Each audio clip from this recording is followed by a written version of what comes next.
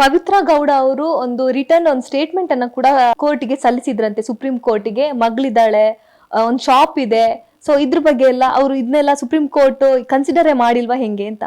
ಇಲ್ಲ, ಅದನ್ನ ಯಾವುದನ್ನು ಕೂಡ ನಾವು ನಾಟ್ ಓನ್ಲಿ ಈ ಪವಿತ್ರ ಗೌಡ ಅಂತಲ್ಲ, ಯಾವುದೇ ಒಂದು ಬೇಲ್ ಪಿಟಿಷನ್ನೇ ಯಾವುದೇ ಕೇಸಲ್ಲಿ ಹಾಕಿದ್ರು ಕೂಡ ಸಾಮಾನ್ಯವಾಗಿ ಅದು ಹಾಕೋದೇನಂದರೆ ಇವಾಗ ಅವ್ರು ಯಾರ ಮೇಲೆ ಡಿಪೆಂಡ್ ಆಗಿರ್ತಾರೆ ಅಥವಾ ಇವ್ರ ಮೇಲೆ ಎಷ್ಟು ಜನ ಡಿಪೆಂಡ್ ಆಗಿರ್ತಾರೆ, ಇವರ ಲೈಫ್ ಸ್ಟೈಲು, ಇವರ ಬಗ್ಗೆ ಖಂಡಿತವಾಗಿ ಹಾಕ್ತಾರೆ. ಅದರಲ್ಲಿ ಅದು ಶೀಸ್ ಅ ಸಿಂಗಲ್ ಪೇರೆಂಟ್ ಒಂದು. ಎರಡನೇದು, ಇವರ ಪೇರೆಂಟ್ಸ್ ಕೂಡ ಇವ್ರ ಮೇಲೆ ಡಿಪೆಂಡೆನ್ಸಿ ಇರುತ್ತೆ. ಇವರು ಕೂಡ ಇವ್ರದ್ದು ಬಿಸ್ನೆಸ್ ಇತ್ತು. ಈಗ ಕಂಪ್ಲೀಟ್ಲಿ ಎಷ್ಟೋ ಕಷ್ಟಪಟ್ಟು ಎಸ್ಟಾಬ್ಲಿಷ್ ಮಾಡಿರ್ತಾರೆ ರೆಡ್ ಕಾರ್ಪೆಟ್ ಅನ್ನೋದನ್ನು. ಈಗ ಎಲ್ಲೋ ಒಂದು ಕಡೆ ಇವಾಗ ಇವ್ರು ಒಳಗಡೆ ಈ ಥರ ಕಸ್ಟಡಿಗೆ ಹೋಗೋದ್ರಿಂದ ಅದನ್ನ ನೋಡ್ಕೊಳ್ಳೋರು ಇಲ್ದಂಗೆ ಆಗತ್ತೆ. ಸೊ ಅದನ್ನೆಲ್ಲ ಒಂದು that is one of the grounds ಆಗಿ ಹಾಕಿದ್ರು. ಬಟ್ ಅದಕ್ಕೋಸ್ ಕೋರ್ಟ್ ಕನ್ಸಿಡರ್ ಮಾಡಬೇಕು ಅಂತ ಅಲ್ಲ. ಆ ಹಿನ್ನೆಲೆನ ಕೋರ್ಟ್ ಗಮನಕ್ಕೆ ತರುವಂಥದ್ದು ಅವ್ರ ಕರ್ತವ್ಯ, ಅದನ್ನು ಖಂಡಿತ ತಂದಿದ್ರು. ಅಟ್ ದ ಸೇಮ್ ಟೈಮ್ ನಾನು ಇನ್ವಾಲ್ವ್ಮೆಂಟ್ ಇಲ್ಲ ಅನ್ನೋದಕ್ಕೆ ಕೂಡ ಕೋರ್ಟ್ಗೆ ಅವರು ಗಮನ ತಂದಿದ್ರು. ಯಾಕಂದರೆ ಅವ್ರದ್ದು ಎಲ್ಲೂ ಕೂಡ ಇನ್ವಾಲ್ವ್ಮೆಂಟ್ ಇಲ್ಲ. ಒಂದೇ ಒಂದು ಸ್ಮಾಲ್ ಅಲಿಗೇಷನ್ ಅವರ ಪ್ರಾಸಿಕ್ಯೂಷನ್ ಹೇಳಿರೋ ಪ್ರಕಾರ ಸುಪ್ರೀಂ ಕೋರ್ಟ್ ಜಡ್ಜ್ಮೆಂಟ್ ಆರ್ಡರಲ್ಲಿ ಕೂಡ ವೆರಿ ಕ್ಲಿಯರ್ ಆಗಿದೆ. ಇವರು ಅಲ್ಲೇನೋ ಸ್ಪಾಟ್ಗೆ ಹೋದ್ರು, ಅವರು ಒಂದು ಡೇಟ್ ಹೊಡೆದ್ರು, ಅದಾದಮೇಲೆ ಅವ್ರು ಅಲ್ಲಿ ಇರಲಿಲ್ಲ, ಅವ್ರು ಹೊರಟೋದ್ರು, ಇಷ್ಟೇ ಅವ್ರ ಮೇಲೆ ಅಲ್ಲಿ ಇರ್ತಕ್ಕಂಥ ಅಲಿಗೇಷನ್ಸು. ಬಟ್ ನಮಗೆ ಆ್ಯಸ್ ಎ ಲಾಯರಾಗಿ ನಮಗೆ ಖಂಡಿತ ಗೊತ್ತಿದೆ, ಒಂದು ಬ್ರಿಡ್ಜನ್ನ ಕ್ರಿಯೇಟ್ ಮಾಡಿದ್ದಾರೆ ಅಷ್ಟೇ ಪೊಲೀಸ್ನವರು. ಹೆಂಗಂದರೆ ಈ ಕೇಸಲ್ಲಿ ಇವರು ಹೇಳಿದ್ದಕ್ಕೆ ಇಷ್ಟೆಲ್ಲ ಆಯಿತು ಅನ್ನೋ ಒಂದು ಬ್ರಿಡ್ಜ್ ಕ್ರಿಯೇಟ್ ಮಾಡಿದ್ದಾರೆ. ಖಂಡಿತವಾಗಿಯೂ ಪವಿತ್ರ ಈ ಥರ ಕರ್ಸೋಕ್ಕೆ ಯಾರಿಗೂ ಹೇಳೂ ಇಲ್ಲ, ಅವ್ರು ಕರ್ಸೂ ಇಲ್ಲ.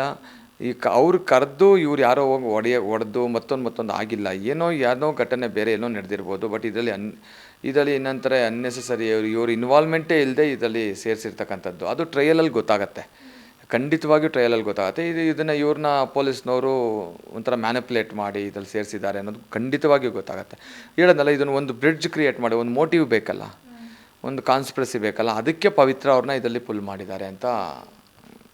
ಯಾಕಂದ್ರೆ ಎಷ್ಟೊಂದು ಸಲ ವಿಚಾರಣೆ ಕೂಡ ಕೋರ್ಟ್ ಕರೆದಿರುವಂಥದ್ದು, ಆ ಟೈಮಲ್ಲಿ ಇದೆಲ್ಲ ಡಿಸ್ಕಸ್ ಆಗೇ ಇಲ್ವಾ ಹಂಗಾದ್ರೆ? ಇಲ್ಲ, ಅದು ಇದು ಟೂ ಅರ್ಲಿ. ಈ ಸ್ಟೇಜಲ್ಲಿ ಅದು ಕೋರ್ಟ್ ಡಿಸ್ಕಷನ್ ಮಾಡಲ್ಲ. ಒನ್ಸು ಕೇಸನ್ನು ಪ್ರಾರಂಭ ಮಾಡಿ ಕೇಸಲ್ಲಿ ಟ್ರಯಲ್ ಸ್ಟಾರ್ಟ್ ಆದಮೇಲೆ ಅಷ್ಟೇ ಅದೆಲ್ಲ ಬರುವಂಥದ್ದು. ಈಗ ಇಟ್ಸ್ ಟೂ ಅರ್ಲಿ. ಈ ಸ್ಟೇಜಲ್ಲಿ ಕೋರ್ಟ್ ಕೇಳೋದು ಇಲ್ಲ, ಅಡ್ವೊಕೇಟ್ಸ್ ಹೇಳೋದು ಇಲ್ಲ. ಸುಪ್ರೀಂ ಕೋರ್ಟಲ್ಲೂ ಅಷ್ಟೇ ಬೇಯ್ಲಿಗೆ ಎಷ್ಟು ಬೇಕೋ ಅಷ್ಟನ್ನು ಮಾತ್ರನೇ ಹೇಳಿರ್ತಾರೆ ವಿನಃ ಆನ್ ಮೆರಿಟ್ ಯಾವುದೇ ಥರ ಆರ್ಗ್ಯುಮೆಂಟ್ಸು ಆಗೋದಿಲ್ಲ. ಆನ್ ಮೆರಿಟ್ ಮೇಲೆ ಇವಾಗ ಕೆಲವೊಬ್ರು ಹೇಳ್ತಿರ್ತಾರೆ ಕೆಲವೊಂದು ಮಾಧ್ಯಮಗಳಲ್ಲಿ, ಅದು ರಕ್ತದ ಕಲೆ ಇತ್ತು, DNA ಅದು ಇದು ಅಂತ. ಅದೆಲ್ಲ ಬರೋದೇ ಇಲ್ಲ. ಇವಾಗ ಅವರಲ್ಲಿದ್ರಾ ಅಲ್ಲಿಲ್ವಾ, ಟವರ್ ಲೊಕೇಶನ್ಸು, CDRಗಳು ಅವೆಲ್ಲ ಬರೋದೇ ಇಲ್ಲ. ಅವೆಲ್ಲ ಬರೋದು ಯಾವಾಗ? ಟ್ರಯಲ್ ಟೈಮಲ್ಲಿ ಬರುತ್ತೆ. ಸೊ ಆ ಲೆಕ್ಕಕ್ಕೆ ನೋಡೋಕ್ಕೆ ಹೋದರೆ ಆ ರೇಣುಕಾಸ್ವಾಮಿ ಘಟನೆ ನಡೆದಂಥ ಟೈಮಲ್ಲಿ ಆಸ್ ಪರ್ ಚಾರ್ಜ್ ಶೀಟ್ ಪ್ರಕಾರ ಅಲ್ಲಿ ಪವಿತ್ರನೇ ಇರಲಿಲ್ಲ. ಪವಿತ್ರ ಅವ್ರು ಇದ್ದಿದ್ದು ಲೊಕೇಶನ್ನೇ ಬೇರೆ ಕಡೆ ತೋರಿಸ್ತಾ ಇದೆ. ಸೊ ಹಂಗೆ ಲೆಕ್ಕಕ್ಕೆ ನೋಡೋಕ್ಕೆ ಹೋದರೆ ಅವ್ರ ಇನ್ವಾಲ್ವ್ಮೆಂಟೇ ಇರಲ್ಲ. ಅದಕ್ಕೆ ಹೈಕೋರ್ಟಲ್ಲಿ ಏನಂದರೆ ಟೆಕ್ನಿಕಲ್ ಗ್ರೌಂಡ್ ಮೇಲೆ ಎಲ್ಲೆಲ್ಲಿ ಲ್ಯಾಪ್ಸಸ್ ಇದೆ ಅದ್ರ ಮೇಲ್ಗಡೆ ಬೇಲ್ ಕೊಟ್ಟಿದ್ರು. ಅವ್ರು ಏನಂದರೆ ಇದು ತುಂಬ ಇದೇ ಕೇಸು ಬೇರೆ ಯಾವುದೋ ಒಬ್ಬ ನಾರ್ಮಲ್ ಪರ್ಸನಲ್ಲಿ ಇಷ್ಟೊಂದು ಮೀಡಿಯಾದಲ್ಲಿ ಹೈಪ್ ಬಂದಿಲ್ಲ ಅಂದಿದ್ದಿದ್ರೆ ಮೇ ಬಿ ಇಷ್ಟೊಂದು ಫೋಕಸ್ ಆಗಿ ಒಂದು ನ್ಯಾಯಾಲಯಗಳು ಕೂಡ ಗಮನಿಸ್ತಾ ಇರಲಿಲ್ವೇನೋ. ಇದು ದರ್ಶನ್ದು ಮ್ಯಾಟರ್ ಆಗಿರೋದ್ರಿಂದ ಫೋಕಸ್ ಫುಲ್ಲು ದರ್ಶನ್ ಮೇಲೆ, ಕಂಪ್ಲೀಟ್ ಮೀಡಿಯಾ ಮಾಧ್ಯಮಗಳೆಲ್ಲ ಅಲ್ಲೇ ಫೋಕಸ್ ಮಾಡೋದ್ರಿಂದ society at large wrong information ಹೋಗಬಾರ್ದು ಅನ್ನೋ ಒಂದು ಉದ್ದೇಶದಲ್ಲಿ ಕೋರ್ಟ್ ಕೂಡ ಯೋಚನೆ ಮಾಡಿರುತ್ತೆ. ಯಾಕಂದರೆ ಎಲ್ಲೋ ಒಂದು ಕಡೆ ಪವರ್ಫುಲ್ ಆಗಿರುವಂಥ ವ್ಯಕ್ತಿ ಅಂಥವ್ರಿಗಾದ್ರೆ ಈಸಿಯಾಗಿ ಬೇಲ್ ಸಿಕ್ಬಿಡುತ್ತೆ, ಬೇರೆಯವ್ರಿಗಾದರೆ ಅಷ್ಟು ಅನ್ನೋ ಥರ ಒಂದು ಈ ಥರ ದೃಷ್ಟಿಕೋನದಲ್ಲಿ ಮೇ ಬಿ ಬೇಲ್ ಕ್ಯಾನ್ಸಲ್ ಆಗಿರ್ತಕ್ಕಂಥದ್ದು. ಅದೇ ನಾರ್ಮಲ್ ಪರ್ಸನ್ಸ್ ಆಗಿದ್ದರೆ, ಫಸ್ಟ್ ಆಫ್ ಆಲ್ ಒಬ್ಬ ನಾರ್ಮಲ್ ಮ್ಯಾನ್ ಆಗಿದ್ದಿದ್ರೆ ಪೊಲೀಸ್ ಡಿಪಾರ್ಟ್ಮೆಂಟವ್ರು ಅಪೀಲ್ ಹೋಗ್ತಿರಲಿಲ್ಲ ಕ್ಯಾನ್ಸಲೇಷನ್ಗೆ. ಸಾವಿರಾರು ಕೇಸ್ಗಳು ಎಷ್ಟೋ ಕೇಸ್ ಆಗಿದೆ. ಎಷ್ಟು ಕೇಸಲ್ಲಿ ಅಪೀಲ್ ಹೋಗಿದ್ದಾರೆ ಕ್ಯಾನ್ಸಲೇಷನ್ ಆಫ್ ಬೇಲ್ಗೆ? ಎಷ್ಟು ಕೇಸಲ್ಲಿ ಹೋಗ್ತಾರೆ? ಅದೇ ದರ್ಶನ್ ಕೇಸಲ್ಲಿ ಮಾತ್ರ ಸ್ಪೆಷಲಿ ಹೋಗಿದ್ದಾರೆ ಅಷ್ಟೇ. ದೇ ಆರ್ ಟಾರ್ಗೆಟಿಂಗ್ ದರ್ಶನ್ನು. ಸೊ ಅದರಿಂದ ಏನಾಗುತ್ತೆ, ಬೇರೆ ಅದರಲ್ಲಿರ್ತಕ್ಕಂಥ ಎಷ್ಟೋ ಜನ ಬಡವ್ರ ಮಕ್ಕಳಿದ್ದಾರೆ, ಪವಿತ್ರ ಅವರಿದ್ದಾರೆ.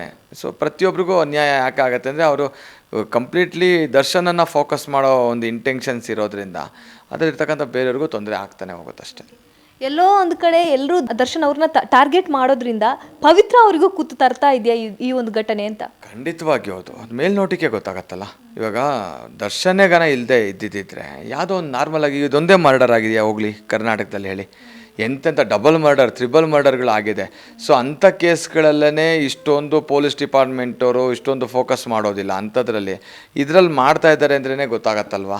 ಇಟ್ಸ್ ಕಂಪ್ಲೀಟ್ಲಿ ದರ್ಶನ್ಗೋಸ್ಕರ ಆಗ್ತಾ ಇರ್ತಕ್ಕಂಥದ್ದು. ಹಂಗಾಗಿ ಖಂಡಿತವಾಗಿಯೂ ದರ್ಶನನ ಫೋಕಸ್ ಮಾಡಿದಾಗ ಅಫ್ಕೋರ್ಸ್ ಪವಿತ್ರ ಅವ್ರಿಗೆ ತೊಂದರೆ ಆಗೇ ಆಗುತ್ತೆ. ಯಾಕಂದರೆ ಇದರಲ್ಲಿ ಒಂಥರ ಅವ್ರನ್ನ ಬ್ರಿಡ್ಜಾಗಿ ತೊಗೊಂಡಿದ್ದಾರೆ, ಒಂಥರ ಕನೆಕ್ಟಿವಿಟಿ ತೋರಿಸಿದ್ದಾರೆ, ಮೋಟಿವೇಶನ್ಗೆ ಪವಿತ್ರ ಅವ್ರನ್ನ ಕನೆಕ್ಟ್ ಮಾಡಿದ್ದಾರೆ. ಸೊ ಹಂಗಾಗಿ ಇಷ್ಟೆಲ್ಲ ಸಮಸ್ಯೆಗಳಾಗ್ತಾಯಿದೆ. ಬಟ್ ಖಂಡಿತವಾಗಿ ಇದರಲ್ಲಿ ನಾನು ಫ್ರಮ್ ಡೇ ಒನ್ನಿಂದ ಹೇಳ್ತಾ ಇರೋದು ಅದನ್ನೇ. ಪವಿತ್ರ ಕೂಡ ಇದ್ರಲ್ಲಿ ಪಾಪ ಆಕೆಗೆ ಈ ಘಟನೆ ಬಗ್ಗೆ ನಾಲೆಡ್ಜೇ ಇರಲಿಲ್ಲ. ಇನ್ನು ದರ್ಶನ್ ಅವ್ರಿಗೆ ಸಾವಿರಾರು ಜನ ಬರ್ತಾರೆ, ಸಾವಿರಾರು ಜನ ಹೋಗ್ತಾರೆ, ಫೋಟೋ ತೆಗೆಸ್ಕೊಳಕ್ಕೆ ಬರ್ತಾರೆ, ಫ್ಯಾನ್ಸ್ ಬರ್ತಾರೆ. ಇವ್ರು ಫೋಟೋ ತೆಗೆಸ್ಕೊಂಡು ಹಿಂಗೇನೋ ಹೋಗಿರ್ತಾರೆ, ಮತ್ತೊಂದು ಬಂದು ಮೀಟಾಗಿ ಹೋಗಿರ್ತಾರೆ. ಆ ಮೂಮೆಂಟಲ್ಲಿ ಏನೋ ಒಂದು ಘಟನೆ ನಡೆದಿತ್ತು ಅಂದರೆ ಅದಕ್ಕೆ ದರ್ಶನನ್ನು ಹೊಣೆ ಮಾಡೋದು ಅಷ್ಟು ಸರಿಯಲ್ಲ. ಇನ್ನೊಂದು ಏನಂದ್ರೆ, ಮೊನ್ನೆ ಸುಪ್ರೀಂ ಕೋರ್ಟ್ ಬೇಲ್ ರದ್ದು ಮಾಡಿದಾಗ ನೀವು ಪವಿತ್ರ ಗೌಡ ಅವರ ಮನೆಯಲ್ಲೇ ಇದ್ರಿ. ಅವ್ರಿಗೆ ಹೋಪ್ಸ್ ಇತ್ತಾ, ಎಲ್ಲೋ ಒಂದು ಕಡೆ ನಂಗೆ ಕಾನ್ಫಿಡೆನ್ಸ್ ಇದೆ ಅಂತ ಆ್ಯಕ್ಚುಲಿ ಪೋಸ್ಟ್ ಕೂಡ ಮಾಡಿದ್ರು ಕೂಡ. ಸೊ ಅವ್ರೇನಾದ್ರು ನಿಮಗೆ ಡಿಸ್ಕಸ್ ಮಾಡಿದ್ರಾ ಏನು ಅಂತ?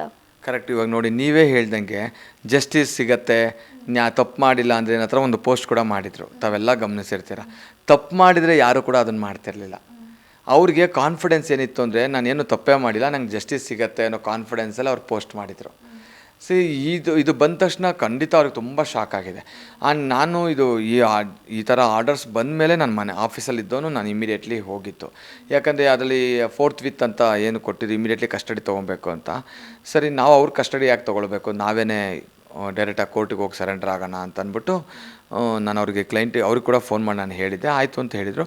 ಸರಿ, ನಾವು ಹೋಗೋಣ ಅನ್ನಷ್ಟರಲ್ಲಿ ಪೊಲೀಸ್ನವರು ಇಮಿಡಿಯೇಟ್ಲಿ ಅವರೇ ಬಂದು ನಾವೇ ಕಸ್ಟಡಿ ತೊಗೊಂಡಿದ್ದೀವಿ, ಒಂಥರ ನಾವೇ ಅರೆಸ್ಟ್ ಮಾಡಿದ್ವಿ ಅನ್ನೋ ಥರ ಬಂದು ಅದೊಂದು ಸೀನ್ ಕ್ರಿಯೇಟ್ ಮಾಡಿಕೊಂಡು ಕರ್ಕೊಂಡು ಹೋದ್ರು ಅಷ್ಟೇ. ಬಟ್ ನಾವು ಕೋರ್ಟ್ಗೂ ಅದನ್ನು ನಾವು ಕೋರ್ಟ್ ಆರ್ಡರ್ನ ಒಬೆ ಮಾಡೋಕ್ಕೆ ನಾವು ಒಬ್ಲೈಸ್ ಮಾಡ್ತೀವಿ ಅಂತೇಳಿ ನಾವೇ ಕೋರ್ಟ್ ಮುಂದೆ ಹೋಗೋಣ ಅಂತ ರೆಡಿಯಾಗಿದ್ವಿ. ಈವನ್ ಕೋರ್ಟ್ ಕಾಪಿನೇ ಸಿಕ್ಕಿರಲಿಲ್ಲ. ಕೊಟ್ಟಿದ್ದೆ ಸ್ಟೇಷನ್ಗೆ ಹೋದ್ಮೇಲೆ ಆ ಪೊಲೀಸ್ನವ್ರು ಅದಕ್ಕಿಂತ ಮೊದಲೇ ನಾವು ಬಂದು ಇವ್ರನ್ನ ಕಸ್ಟಡಿ ತೊಗೊಂಡ್ಬಿಡ್ಬೇಕು ಅಂತ ಪ್ಲ್ಯಾನ್ ಹಾಕ್ಕೊಂಡೇ ಬಂದುಬಿಟ್ಟಿದ್ರು. ಸೊ ಅದಕ್ಕೋಸ್ಕರ ನಾನು ಇಮಿಡಿಯೇಟ್ಲಿ ಅವ್ರ ಮನೆ ಹತ್ರಕ್ಕೆ ಹೋಗಿದ್ದಿದ್ದು. ಓಕೆ, ಇವಾಗ ಮೊನ್ನೆ ಸುಪ್ರೀಂ ಕೋರ್ಟ್ ವಕೀಲರು ಕೂಡ ಹೇಳಿದ್ರು, ಎರಡೂ ಕಡೆ ಪ್ರೂವ್ ಆಗಿದೆ. ಯಾಕಂದ್ರೆ ದರ್ಶನ್ ಅವರ ಫುಟ್ ಪ್ರಿಂಟ್ಸ್ ಇರ್ಬೋದು, ರಕ್ತದ ಕಲೆ ಇರ್ಬೋದು, ಎಲ್ಲನೂ ಮ್ಯಾಚ್ ಆಗಿದೆ ಅಂತ ಹೇಳಿದ್ರು.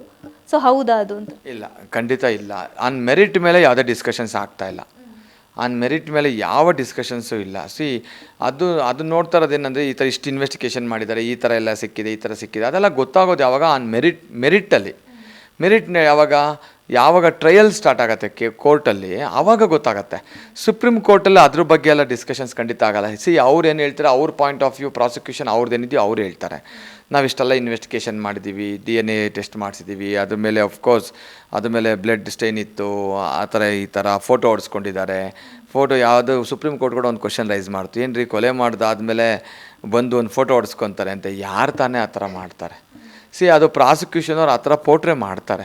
ಸುಪ್ರೀಂ ಕೋರ್ಟು ಒಂದು ಈ ಫ್ಲೋಲಿ ಕಮೆಂಟ್ಸ್ ಕೊಟ್ಟ ತಕ್ಷಣ ದಟ್ ಕಮೆಂಟ್ ಈಸ್ ನಾಟ್ ಹಂಗಂದ ತಕ್ಷಣ ಒಂದು ಜಡ್ಜ್ಮೆಂಟೇ ಕೊಟ್ಟರು ಅಂತ ಅರ್ಥ ಅಲ್ಲ. ಅದು ಪಾಸಿಂಗ್ ಕಮೆಂಟ್ ಅಷ್ಟೇ, ಜಸ್ಟ್ ಒಂದು ಡಿಸ್ಕಷನ್ಸಲ್ಲಿ ಬರ್ತಕ್ಕಂಥ ಒಂದು ಕಮೆಂಟ್ಸ್ ಅಷ್ಟೇ. ಹಾಗಂತಂದರೆ ಅದೆಲ್ಲ ಮೆರಿಟಿಗೆ ಬರೋದಿಲ್ಲ. ಅದೆಲ್ಲ ಮ್ಯಾಟರ್ ಆಫ್ ಟ್ರಯಲ್. ಕೋರ್ಟಲ್ಲಿ ಕೇಸ್ ನಡಿಬೇಕು, ಕೇಸ್ ನಡೆದಾಗ ಬಂದಂಥದ್ದು ಆವಾಗ ಕೋರ್ಟು ಡಿಸೈಡ್ ಮಾಡುತ್ತೆ ವೆದರ್ ಅವ್ರು ತಪ್ಪು ಮಾಡಿದಾರಾ ಮಾಡಿಲ್ವಾ. ಅದು ಟ್ರಯಲ್ ಕೋರ್ಟಲ್ಲಿ ಆಗೋವಂಥದ್ದು. ಅದು ಸುಪ್ರೀಂ ಕೋರ್ಟ್ ಕೂಡ ಪ್ರಾರಂಭದಲ್ಲಿ ಅದನ್ನೆಲ್ಲ ಮೆರಿಟ್ ಮೇಲೆ ನೋಡಲ್ಲ. ಕ್ರಾಸ್ ಎಕ್ಸಾಮಿನೇಷನ್ ಆಗಬೇಕು, ಆರ್ಗ್ಯುಮೆಂಟ್ಸ್ ಆಗಬೇಕು, ಪ್ರತಿ ವಿಟ್ನೆಸಸ್ಗಳು ಎಕ್ಸಾಮಿನ್ಸ್ ಆಗಬೇಕಲ್ಲ. ಸೊ ಅದಾದಮೇಲೆ ಭಾಳ ಇರುತ್ತೆ, technical witness, circumstances witness, eye witness ಅಂತ ಎಲ್ಲ ಇರುತ್ತಲ್ಲ. ಈ ಕೇಸು ಕಂಪ್ಲೀಟ್ಲಿ ನಿಂತಿರೋದು ಸರ್ಕಮ್ಸ್ಟೆನ್ಸ್ ವಿಟ್ನೆಸ್ ಮೇಲೆ. ಸೊ ಅದರಲ್ಲಿ ಇರ್ತಕ್ಕಂಥ ಎಷ್ಟೋ ಫ್ಲಾಸು ಅದು ಮುಂದಿನ ದಿನಗಳಲ್ಲಿ ಟ್ರಯಲಲ್ಲಿ ಗೊತ್ತಾಗುತ್ತೆ.